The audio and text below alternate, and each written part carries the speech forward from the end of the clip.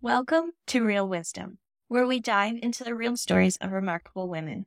Today, I'm thrilled to introduce Dr. Liz Lister, a midlife health expert whose personal journey has been nothing short of extraordinary. From a dedicated OBGYN to a best-selling author and women's health pioneer, Dr. Liz's passion for empowering individuals in their health journey is truly inspiring. And if you're curious to hear more stories like this, don't forget to hit the subscribe button.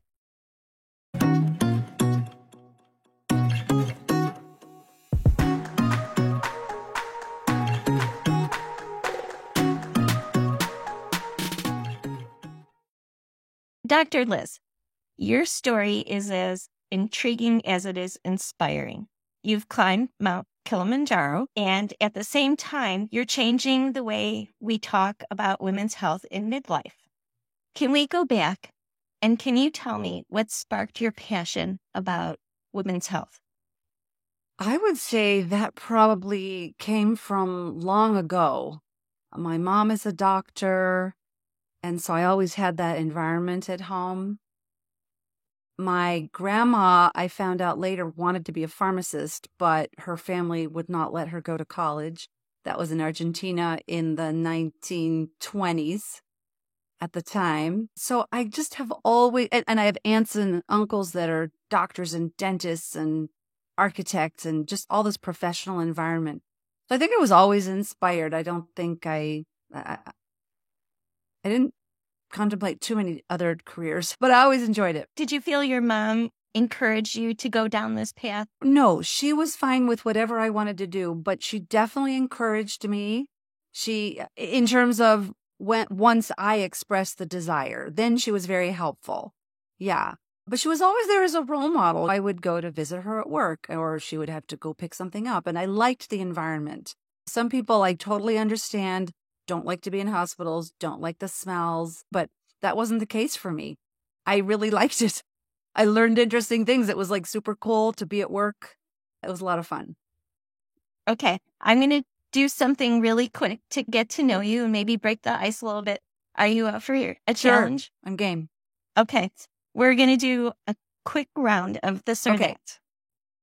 Okay, curling up with a good book or a classic movie?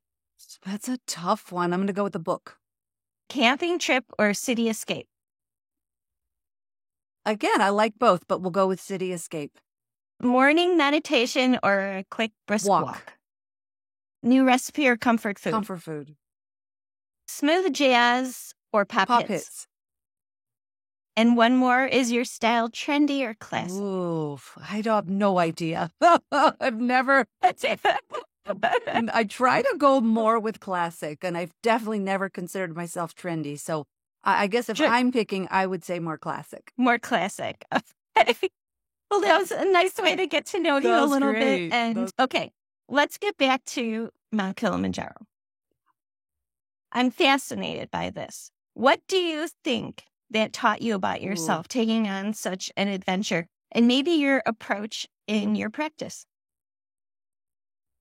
I love this question. I was in my 40s and I was contemplating my 50th birthday, as I am now contemplating my 60th birthday, although I have a plan lined up for that. And so that's something I wanted. I wanted a plan. I didn't want it to just happen and just be another birthday. I didn't want it to sneak up on me. I was not that excited about turning 40. I had to have friends encourage me to do a party and to celebrate it. And then, of course, it was awesome and really loved my 40s. So then 50 was approaching, and I thought, okay, well, let's do something super out there, like a stretch for me. Okay. And I met some friends who had done Kilimanjaro, a husband and wife couple, and she had made it all the way to the top. He had not quite made it to the top. And these were very athletic people. They both taught physical education at a university. So I thought that was really interesting and very intriguing. So that was my first kind of eye-opener, and that could be fun and interesting. Then I thought, okay, that's a great plan. I'm going to do that. And then I got to be about 47, 48, and I thought, I better make sure I like hiking. That could be a deal breaker. So I did. I started going out hiking. I was living in the San Francisco Bay Area. There's awesome hiking all around there. And I started doing that, and I loved it. It was just great. So for anybody listening who's even thought to themselves, Kilimanjaro, I wonder about that. You could do it. You can do it. There's so much support. It's just it's a process that you follow. I hired a trainer only about 3 months in advance of going. I was keeping fit in a basic way, but started to train in earnest for it, go to nearby mountains that were a little bit. I couldn't really go to altitude to practice then do the hiking, but I could practice the altitude change. So there were some steeper places that I could go hiking. And then, of course, it got real when I bought the plane ticket. Oh, yeah. I bet yeah. it did. Even after you sign up, because you do this, you cannot go on Kilimanjaro without a guide. You can't just show up and go up the mountain. You have to, yeah. But there's lots and lots of groups. It's a huge, as you can imagine, a huge mountain, tallest peak in the African continent, and just beautiful. And it really is a hike. And there were 4 of us in our group. I had never met the other 3 until I got there. And there were 17 people supporting us, 2 guides and 15 people carrying all our things. And these are people who live at altitude. So, of course, they were just marching right past us, carrying all our heavy stuff. And it was just a wonderful, incredible experience. Highly recommend to anybody who would contemplate it. And of course, it's just life-changing. Someone I heard speak recently described it as a sliding door, experience where you are different, you are changed. Once you accomplish something like that, and then you know that you can accomplish something like that. So I have beautiful pictures, and maybe I really thought I was done and had checked it off the list. But then I met my husband a year later, and he's, I want to do that. You were a part of the Menopause Chit Chat community previously, and we've been around for a while, since 2009. I know that you pay a lot of attention to women in postmenopause. I'm sure some of these patients have been with you a long time. Does knowing them and knowing where they're headed now change the way you relate to them in your practice? Well, I love supporting women through the process also. Women in perimenopause as well as going into menopause. And then it's just fun afterwards. Do you feel that these women have a whole new set of challenges in postmenopause? Or is there a way in which you can guide them so that it isn't as challenging? Yes, B. It's definitely the second of what you just said. As I always say, when I meet women, whatever age, 40s, 50s, even younger, and of course sometimes older as well. But if they're not feeling well, that's project 1, getting them feeling well. And then then they say, oh, well, this is not as bad as it's going to get. And I say, no, never, you're fine now. We're already working together. So you're already going to have the tools that you need to navigate the bumps in the road that are coming. So yeah, I definitely feel that when I work with women, because I want them to have the tools that I have. I want to hand them the tools to feel good and have a mind that's working, to be able to handle the bumpy waves. That's how I picture it. In getting to know you, I know that you raised 2 boys, correct? Okay. So at the time that you were raising 2 boys and growing a medical practice, I'm sure that you had a lot of challenges and moments where you were juggling many things at one time. Was there a point in your career path where things settled and you figured out, I've got this, I'm in a good place? Or do you still feel that it's always changing and something getting thrown at you? Well, I'm chuckling because I'm the one that changes things and throws new things at myself. All right. So the answer is yes. There have been points where I say, okay, this is great. It's working. And then I'm the one who changes things. I'll take on a new challenge. I'll write another book. I will create a new course. I'm the one that does that. So you like to put more things right. Okay. Yep. Is it safe to assume that you have an empty nest? Mostly. I have the kind of empty nest that everybody has now, which is a mostly empty nest that usually stays empty, but I'm very fortunate. They're just great. I've got these wonderful young men. They're doing great, each finding their path. And it's a joy to support them in doing that. So it's all is well. All is well. So does your day look much different now than it did, let's say, 20 years ago? Oh, yeah. Absolutely. Absolutely. No, it's a lot of fun. I've enjoyed my kids more as they've gotten older. I know sometimes women miss the baby days. I don't miss those days. I enjoyed them at the time. The toddler was fun. They're funny at that point. But the older they got and the more interesting the conversations got, the bigger the challenge. Someone said to me, the bigger they are, the bigger the problems. That's true. That's true. Yes. At the time, it scared me. Because you're like, what are we I facing? thought this was important now. So, but it's true. There are more significant issues that they're dealing with.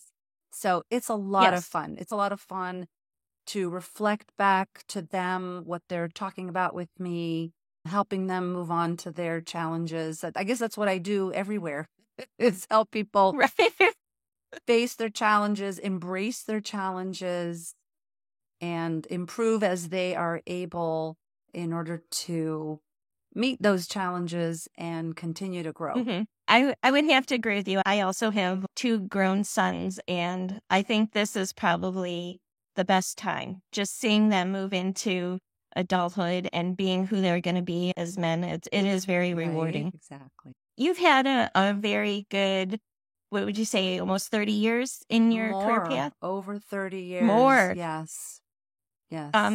Was there ever a fork in the road where you could have gone this way or that way that really sticks with you? Yeah, absolutely. When my kids were little, there was a fork in the road of whether to work full-time as an employee in a big OBGYN group in my area or to go out on my own and do my own practice. That was a big fork in the road. I chose my own practice, which I am delighted. I'm happy that I did that. It was not as easy. It would have been very different and more straightforward. And easier to be an employee doctor, wonderful colleagues. And I got to hang around these same people in my own solo practitioner, private practice. But it was definitely a challenge. Are you still glad that that's the way you decided to go? Yes. Because you seem to be doing so many different things. And I don't know if you're always able to do that you're with a group of other doctors. That's right. There was a time a few years later where I again considered joining a big group, working for a large corporation, medical corporation. And I had already published my first book, and they would not have allowed me to go out and speak and sell my book to people. So that pretty much made that decision for me. And then, of course, since I've written a bunch more books since then. So that's exactly right. The independence, the autonomy, that's the road I chose. And now it's just up to me to take as much advantage of that as I can. Yeah, because you're committed this point in time. Right. Yeah. And then one other fork, because I love this question, is when I chose to stop delivering babies. Great at the time. And I have definitely not looked back on that. Someone just recently asked me, do I miss it? And my answer is still the same that I said all this time, which is the moment of delivery was always fantastic when I was delivering babies. Everything else was a thorn in my side. Once I'm woken at night, I just can't go back to sleep. So the nurses would notify me that a patient was arriving at the hospital. They didn't need me yet, but I couldn't go back to sleep. So that was that. Yeah, that's just me, right? That's just me. And so of all the things that I do in my job, I actually had a coach help me at that time. So this was a long time ago, and I had a coach help me. And one of the questions was that one of my assignments was to rank every single thing that I did in my work and then rank them in order of how much it lights me up and the joy that I feel. And the top one was and remains speaking with women, talking with women and helping them feel better. And delivering babies was not that high on the list. So it was a process. It was a process, a couple of years of going my separate way from that path. That is a That big was a decision, fork. though. Yes, that was I'm definitely a fork sure. in the road. Yes. And you have to make that in advance before you start taking new That's moms right. on. That's right. I Right? had to give over a year's notice to my patients and my colleagues. Wow. Well, that was very brave of you, I'm sure. It was a little At the time, it probably didn't. Yeah. Yes. I also maybe uncovered a little bit about you that you give a lot of your time. You volunteer a lot, and a lot of the time is spent in personal development.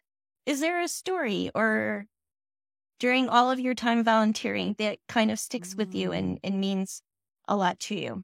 Yes. I've been taking classes and volunteering off and on with an organization that puts on these courses. And there was a period of time where they don't anymore, but they taught courses up in the mountains north of San Francisco. This was a course where you would go there for a whole week. So it was very intense. And there was a ropes course. I was able to help people complete the ropes course, which was exciting, very meaningful. I have lots of great memories from that, from my own participation in those classes, as well as helping others. So that was a more outdoor dramatic example that sticks in my mind. Are you currently doing any type of volunteer work? Is that something that just comes and goes? Now where I volunteer consistently is with Rotary International. My husband and I joined Rotary, and we met the person. He was one of the founding members of the club that we joined. We met him when we heard him present. He was telling stories from his trips around the world, doing water purification installations around the world. And we then went with him on a trip to Kenya. It was almost 5 years ago now. And we joined that Rotary Club just not long after getting back from that trip. So Rotary, one of the reasons that we joined Rotary is it's an international organization, but it does a lot of local as well as international projects. Right. So we still have the opportunity to volunteer on a weekend day at a food distribution event or a beach cleanup or something local like that, and have the opportunity to contribute to ending polio around the world. That's one of the major initiatives of Rotary. So maternal and child health is a big priority, as well as the environment, clean water, sanitation, disease reduction. They have a lot of priorities that I share. So I always have that opportunity. So that gives us the chance to meet other people and give back to the community. So we love doing that. Well, it goes alongside with how you live your life, either volunteering, your work, travel. It all coincides with an improving that. Yes, it sure does. Since we're getting towards the end of the interview, I would really like to give you a little bit of time to maybe share with us any new projects or passions or things that you're working on that you would like us to know about. Wonderful. Thank you. I appreciate that. I am embarking on some major projects and initiatives. The one that I've been doing for a long time is continuing, which I'm going to continue, getting the message out to women to not be afraid of bioidentical hormones to help them feel better in perimenopause. Not to persuade them to use it, but to not be afraid. That work will continue. Well, I think, unfortunately, many women are afraid because of either misinformation or just what they've heard, and it sways their decision. And their doctors. That's exactly right. And their doctors are still operating on information that's over 20 years old. So we're working on that. I'm not alone in that. So we're working on that. And the other is really beginning the process. I have a book coming out. I have a whole online site. Exciting. And it is called The Miracle of Menopause. Love it. Yes, Love the it. right people that I say that to all have that wonderful positive reaction. So thank you for that. I'm very excited about it. It has a little symbol of a butterfly because that is the transformation that we go through when we are in this stage of life. There's so much to be done in terms of understanding what the problems are, solving the problems, feeling better, but there's also a huge opportunity. It's a big opportunity to transform how we look at ourselves, how we look at our lives. What do we want to do with the rest of our lives? We've got decades ahead of us. So I'm very excited and have a lot going on launching all of that. Well, I love that you're making menopause a positive thing. It is challenging, that's for sure, but to have something to look forward to and not just this big black cloud hanging over them. Exactly. The book, do you know when it's coming out? Is that something that you can share with us, or we're going to have to hang on? All right. What I would love to do is invite everybody to stay connected with me. We'll make sure that everyone has the information with my website and how to stay on the waiting list for the book, as well as everything else that's going to come along with that. The online community, the classes, the retreats, all the fun things that'll be happening for that.